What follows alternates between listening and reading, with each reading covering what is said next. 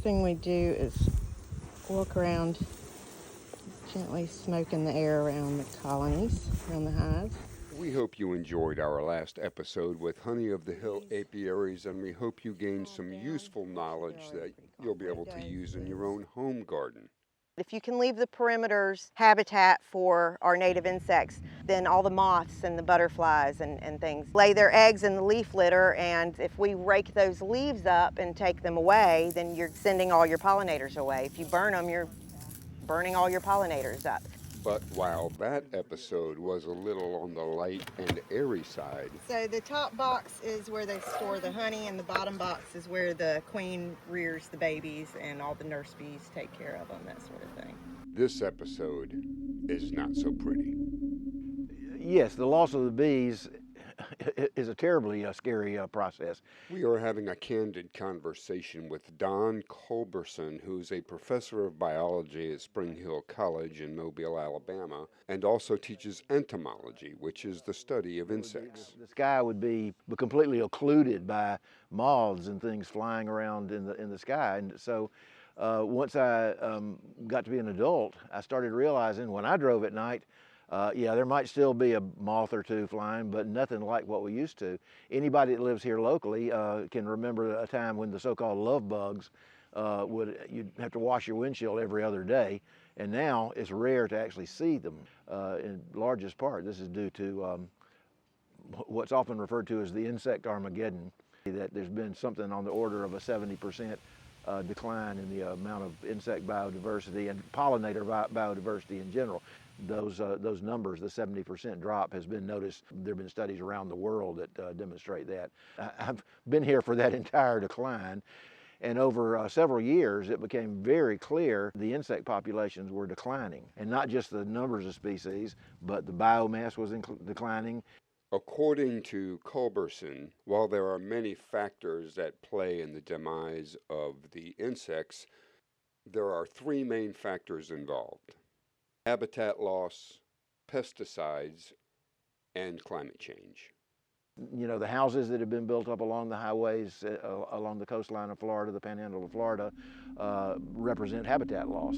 And while it literally takes millennia to create a natural habitat, it can be cut down in a matter of days, bulldozed the following week, in order for us to put up solar fields, residential subdivisions, parking lots, and shopping centers. Anytime a big business installs a store, they have to have a big parking lot, and that was a place where some of the tiny little pollinators that only fly a few hundred feet to do their pollination, well, all of a sudden there's nothing for them, and even worse, they have to fly a few hundred feet to find mates. Insects, as you mentioned, are not the only pollinators.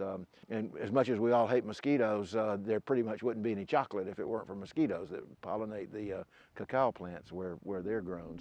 We're spraying pesticides. If you are using pesticides or rodenticides, you are killing off more than the intended victims. If we're growing wheat, the things that will destroy a wheat crop have to be dealt with. A mosquito control company comes into your backyard, sprays a fog that kills off the mosquitoes. And that was not only going to affect crops and plants. The problem with that is, but it was also going to go up the food chain, the birds that eat them and other animals that consume insects as food sources. Culberson notes that while climate change is not a huge factor in the killing off of species yet, he has noticed insects like dragonflies that typically would hang around the South Florida area have now started moving up into the Gulf Coast and the southern parts of Alabama and Georgia.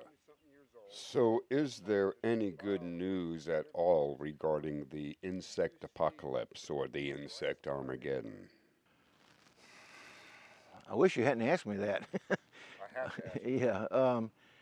So the bright spot is a variety of things. There's something called integrated pest management. You'll see little boxes hanging from posts along fence lines.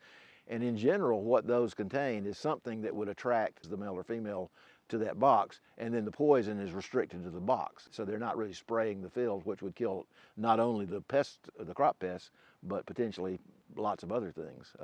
You know, I think there's a lot more educational opportunities out there, and that's what Veronica and I try to provide an aspect of.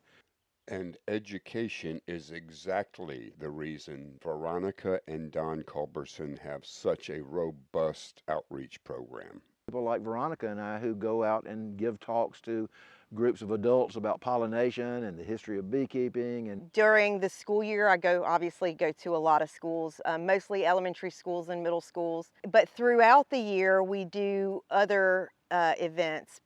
Pretty much anytime someone has an environmental event set up, if they invite us, we'll hop in the car and go to represent the pollinators. If you'd like to contact Honey of the Hill apiaries, whether it's for community outreach, a tour of the facilities, or to purchase honey, there are a couple ways you can do it: the website, the phone number, or their email address. Thanks for watching, and we'll see you next time. Until then, have a beautiful day.